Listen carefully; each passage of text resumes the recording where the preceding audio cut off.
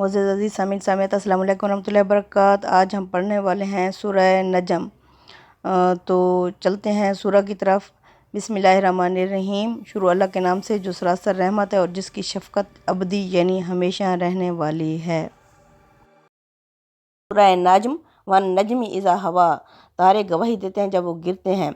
मा ज़ल्ला साहिबुकुम व मा गवा, तुम्हारे साथी मोहम्मद सल्लल्लाहु अलैहि वसल्लम ना भटके हैं और ना बहके हैं। व मा यंतिकु अनिल हवा, ना ही वो अपनी ख्वाहिश और अपनी मर्ज़ी से बोलते हैं। इन हुवा इल्ला वह्युन युहा, वो तो सिर्फ वही बोलते हैं जो उनकी तरफ वही की जाती है। अल्लमहु शदीदुल कुव्वा, उन्हें इल्म सिखाया एक ज़बरदस्त कुव्वत वाले फरिश्ते ने। तारे गवाही देते हैं जब वो गिरते हैं। ये उन्हीं तारों का जिक्र है जिनके मुतालिक बयान हुआ है कि अल्लाह ताला ने उन्हें रजूमुल शयातीन, ये शयातीन के लिए संसारी बना रखा है। मुद्दा ये है कि जब ये गिरते हैं तो ज़बान हाल से गवाही देते हैं कि हम उन रास्तों की पासबानी कर रहे हैं जिनसे जिब्राइल अमीन इस कुरान को लेकर आते हैं। उनमें किसी शैतान के लिए दरअंदाजी का कोई इम्कान ही नहीं है। इसे जिन्नों का इल्हाम और कहनों का कलाम करार देकर रद्द करने की कोशिश ना करो। इसकी हरीम, इसके तकद्दुस तक इन शैतानों की रसाई कहाँ।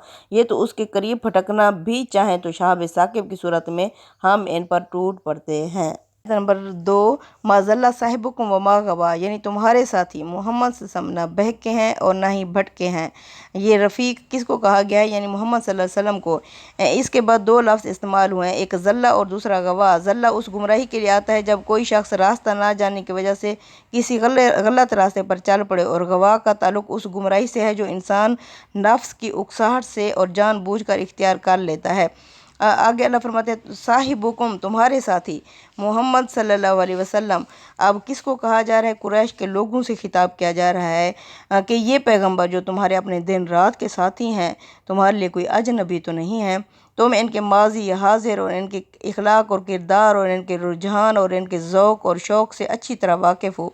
तुमने कब और इनके अंदर कोई ऐसी बात देखी है जिससे ये शुबा हो सके कि इनमें कहानत या नजूम का कोई मैलान पाया जाता है। इस तरह का ज़ौक़ किसी के अंदर होता है तो दिन रात के साथियों से वो उम्र भर छुपा तो नहीं सकता। लेकिन ये अजीब बात है कि जो चीज़ इतनी मुद्दत तक तुमने उनके अंदर कभी महसूस तक नहीं की, अब जब उन्होंने नबूवत का दावा किया है और तुमको वो अल्लाह का कलाम उन्होंने सुनाया है, तो तुम इनको काहिन और नजूमी कहना शुरू कर दिया है। हालांकि इनकी ज़िंदगी और इनका कलाम इस बात का शाहिद है कि इनके अंदर किसी ज़लालत या किसी गवायत का कोई शैबा तक नहीं पाया जाता। अल्लाह फरमाते हैं ना ही वो अपनी मर्ज़ी से बोलते हैं। इन हुआ इल्ला वह्युन युहा, वो तो सिर्फ वही बोलते हैं जो उनकी तरफ वही की जाती है। यानी काहिन और नजूमी तो जो कुछ कहते हैं अपने नफ्स की तहरीक से कहते हैं, लेकिन इस कलाम का मंबा और मंशा और है। नफ्स और उसकी ख्वाहिशों से इसका कोई ताल्लुक़ ही नहीं है।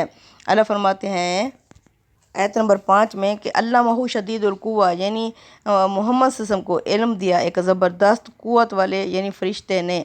ज़ू मिर्रतिन फास्तवा, जो क्या है सहबे किरदार है और जो बड़ा हिकमत वाला है।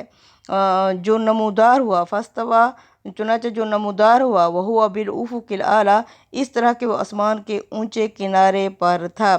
यानी जिस फरिश्ते ने ये कलाम पैगंबर पर उतारा है वो तमाम आला सलाहियतों का हामिल है और इल्म, अक्ल और सीरत और किरदार के लिहाज से निहायत मुहकम है। उस्ताद इमाम लिखते हैं कि इस अमर का कोई इम्कान नहीं कि कोई दूसरी रूह उसको मुतासर या मरऊब कर सके, उससे ख़यानत का इर्तिकाब करा सके या उसकी तालीम में कोई खलते मबहस कर सके, यानी उसे मौजू से हटा सके या उससे कोई ऐसा काम करवा दे जो यानी कि कोई गलती करा सके, उसको कोई वसवसा लायक हो सके, इस तरह नामुमकिन है। इस तरह की तमाम कमज़ोरियों से अल्लाह ताला ने उनको महफूज रखा है हज़रत जिब्राइल अलैहिस्सलाम को, ताकि जो फ़र्ज़ उसके सपुर्द फरमाया है उसको वो बग़ैर किसी खलल और फसाद के पूरी दियानत और अमानत के साथ अदा कर सके। यानी वो आसमान के ऊंचे किनारे पर था। इसमें उफ़ुक़िल आला का लफ्ज़ इस्तेमाल हुआ है, यानी ये पहली वही और हज़रत जिब्राइल अमीन के साथ रसूल अल्लाह सल्लल्लाहु अलैहि वसल्लम की पहली मुलाकात का ज़िक्र है। मतलब ये है कि वो बिल्कुल जल्ली और गैर मुश्तबा सूरत में इस तरह नमूदार हुए जिस तरह माह तमाम यानी 14वीं का चाँद या महर नई में रोज़ नमूदार होता है, और पैगंबर ने खुली आँखों के साथ उनका मुशाहिदा किया। आयत नंबर 8 में है सुमा दाना फ़तदल्ला, پھر وہ قریب ہوا اور جھک پڑا۔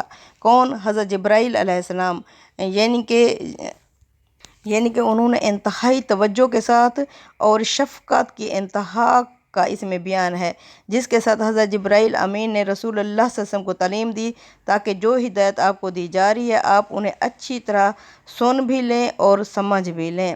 اللہ فرماتے ہیں فَكَانَ قَابَ قَوْسَيْنِ أَوْ أَدْنَىٰ، پس 2 کمانوں جتنا یا اس سے بھی کم کا فاصلہ رہ گیا، یعنی کہ اتنا قریب آ کے حضرت جبرائیل علیہ السلام نے آپ صلی اللہ علیہ وسلم پر وحی نازل کی۔ فَأَوْحَىٰ إِلَىٰ عَبْدِهِ مَا أَوْحَىٰ، پس وحی کی الا طرف عبدہ اس کے بندے یعنی اللہ کے بندے کی طرف ما اوحیٰ جو وحی لے کے آئے تھے حضرت جبرائیل علیہ السلام، وہ وحی کی۔ ما کذب الفؤاد ما رأى، جو کچھ نبی نے دیکھا وہ دل کا وہم نہیں تھا۔ ما کذب الفؤاد، یا اس طرح ہو سکتا ہے کہ نہیں جھٹلایا نبی کے دل نے، ما رأى جو بھی اس نے دیکھا۔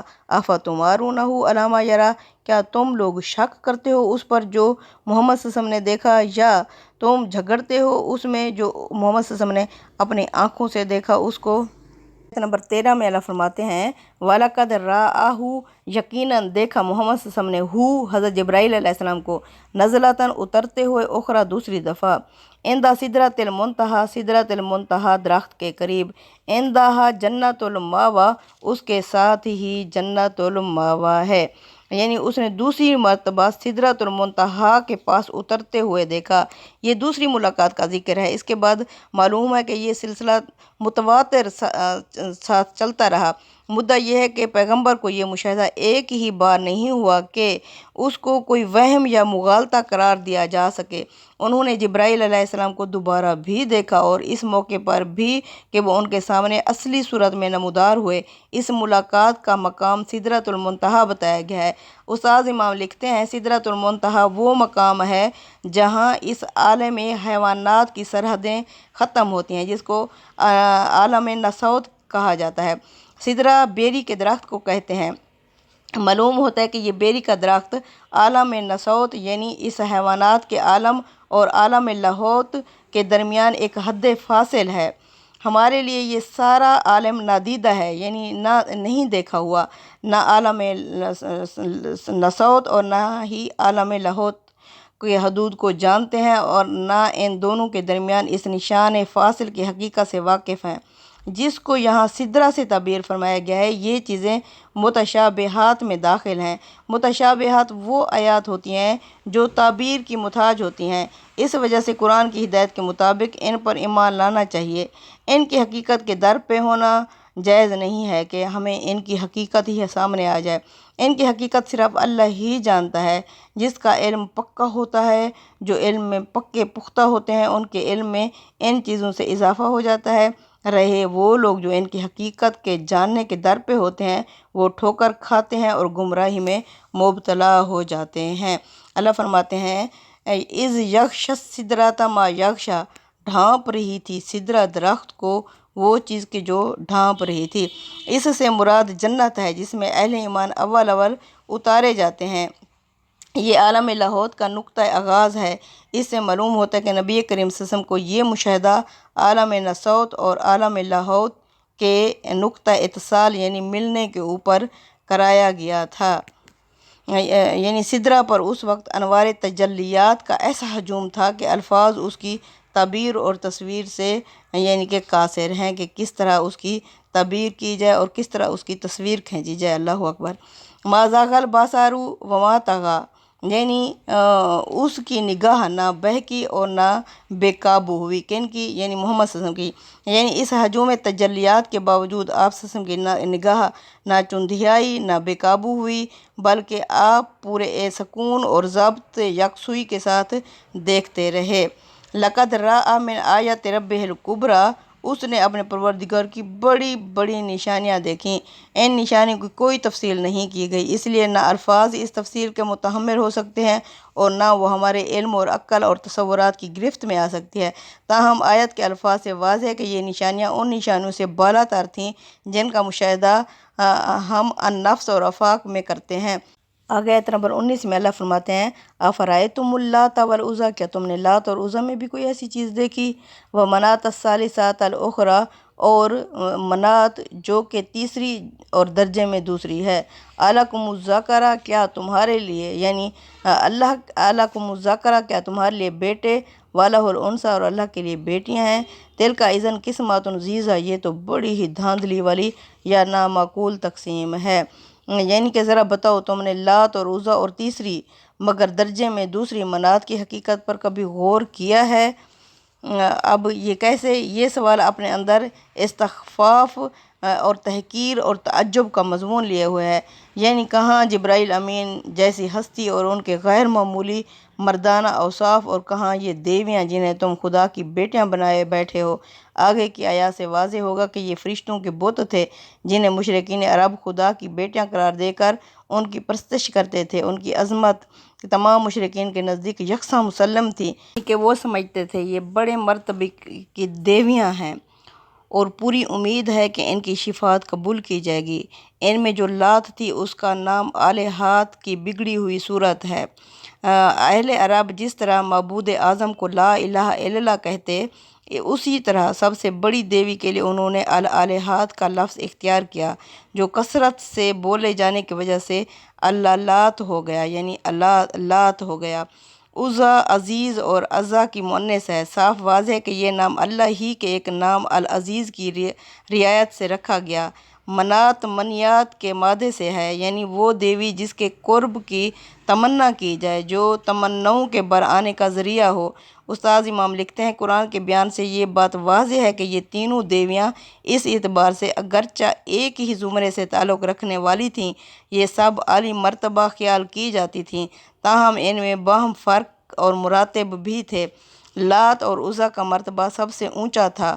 منات اگرچہ زمرے میں انہی کے اندر شمار ہوتی تھی، لیکن مرتبے کے لحاظ سے یہ ان سے کم تر تھی، چنانچہ قرآن نے اس کا کم تر ذکر دو صفتوں کے ساتھ کیا ہے، ایک ثالثہ اور دوسری اخری۔ پہلی صفت اس کے زمرے کا پتہ بتا دیتی ہے کہ یہ انہی تین کی تیسری ہے، دوسری صفت اخری کے درجے کا پتہ بتا دیتی ہے کہ ہر چند یہ شامل تو انہی میں سے ہے لیکن یہ دوسرے نمبر پر تھی۔ اولا اور اخری کے الفاظ درجے کو واضح کرنے کے لیے عربی زبان میں بھی جانے پہچانے ہیں اور اس مفہوم کے لیے قرآن میں بھی یہ آئے ہیں، یعنی کہ کیا تھا اس کا؟ وَمَنَاةَ الثَّالِثَةَ الْأُخْرَىٰ، اور منات جو کہ تیسری لیکن درجے میں دوسری ہے۔ آگے اللہ فرماتے ہیں الکم الذکر ولہ الانثی، سبحان اللہ، تمہارے لیے بیٹے اور اس کے لیے بیٹیاں ہیں۔ تلک اذن قسمۃ ضیزہ، یہ تو بڑی ہی بھونڈی یا دھاندلی والی تقسیم ہے۔ ان فکروں کا اسلوب تنزیہ ہے، مطلب یہ ہے کہ اول تو اللہ رب العالمین سے بیٹے اور بیٹیاں منسوب کرنا ہی پرلے درجے کی سفاہت اور بے وقوفی ہے، لیکن تم نے مزید یہ ستم بھی کیا ہے کہ ایک ایسی چیز اس کی طرف منسوب کر دی جسے اپنے لیے باعث ذلت سمجھتے ہو۔ اس کے معنی یہ ہے کہ اللہ کا مرتبہ تمہارے نزدیک تم سے بھی کم تر ہے۔ استغفر اللہ۔ آیت نمبر 23 میں اللہ فرماتے ہیں ان ہی الا اسماء سمیتموها انتم وآباؤکم، یعنی کہ نہیں، یہ صرف چند نام ہیں جو تم نے اور تمہارے باپ دادا نے سن لیے ہیں۔ ما انزل اللہ بہا من سلطان، اللہ نے ان پر کوئی سند کوئی دلیل نازل نہیں کی کہ ان کو میں نے اپنی خدائی میں کوئی اختیار دیا ہے۔ ان یتبعون، یہ لوگ نہیں پیروی کرتے قریش کے لوگ، الا الظن، مگر صرف گمانوں کی پیروی کرتے ہیں، وما تہوی الانفس، اور اپنی دلی خواہشات کی پیروی کرتے ہیں۔ وَلَقَدْ جَاءَهُم مِّن رَّبِّهِمُ الْهُدىٰ، حالانکہ ان کے پاس ان کے رب کی طرف سے ہدایت بھی آ چکی ہے۔ اس جملے میں اسلوب بدل گیا ہے، ان کی محرومی اور بدبختی پر ملامت اور ان کے فکر و خیال کی پستی پر اظہار افسوس کے لیے اللہ تعالیٰ نے غیب کا اسلوب اختیار فرمایا ہے۔ مطلب یہ ہے کہ اس سے بڑھ کر بد نصیبی کی بات کیا ہو سکتی ہے کہ قرآن مجید کی صورت میں خدا کی واضح ہدایت آ جانے کے بعد بھی یہ اپنے ظنون اور اوہام اور اپنی خواہشات نفس کی پیروی پر ڈٹے ہوئے ہیں۔ استغفر اللہ۔ آگے آیت نمبر 24 میں اللہ فرماتے ہیں ام للانسان ما تمنا، کیا انسان کے لیے وہ ہو جس کی بھی وہ خواہش کرے، یعنی یہ اپنی خواہش سے جو چاہیں بنا لیں۔ کیا آدمی وہ سب کچھ پالے جو اس نے چاہا؟ ہرگز نہیں۔ فَلِلَّهِ الْآخِرَةُ وَالْأُولَىٰ، سو یہ یاد رکھیں کہ دنیا اور آخرت سب اللہ ہی کے اختیار میں ہے۔ وَكَم مِّن مَلَكٍ فِي السَّمَاوَاتِ لَا تُغْنِي شَفَاعَتُهُمْ شَيْئًا، الا من بعد ان یزان اللہ لمن یشاء و یرضی، ہرگز نہیں، سو یاد رکھیں کہ دنیا اور آخرت سب اللہ ہی کے اختیار میں ہے، اس کے قوانین کسی کی خواہش سے نہیں بدلتے۔ اور ان کے معبودوں کا کیا ذکر، آسمانوں میں کتنے ہی فرشتے ایسے ہیں جن کی شفاعت کچھ بھی کام نہ آ سکے گی مگر جب اللہ اجازت دے، جس کو چاہے، جس کے لیے پسند کرے۔ یعنی اب دنیا میں بھی اللہ جو فرشتے ہیں وہ انسان کی سفارش کرتے ہیں اور آخرت میں بھی کریں گے۔ اللہ فرماتے ہیں جن کو یہ خدا کی نعوذ باللہ بیٹیاں بنائے ہوئے ہیں تو وہ فرشتے بھی اللہ کے آگے بڑھ کر بات نہیں کر سکتے اور نہ ہی کریں گے۔ تو اللہ ہی جس کے لیے اجازت دے گا اور جس کو چاہے گا اور جس کے لیے اجازت دے گا وہ، یعنی اللہ فرماتے ہیں اور وہ بات کرنے کے قابل بھی ہو تو اللہ اس کو شفاعت یعنی سفارش کی اجازت دیں گے۔ صدق اللہ العظیم۔ تقبل منا انک انت السمیع العلیم وتب علینا انک انت التواب الرحیم۔ آمین یا رب العالمین۔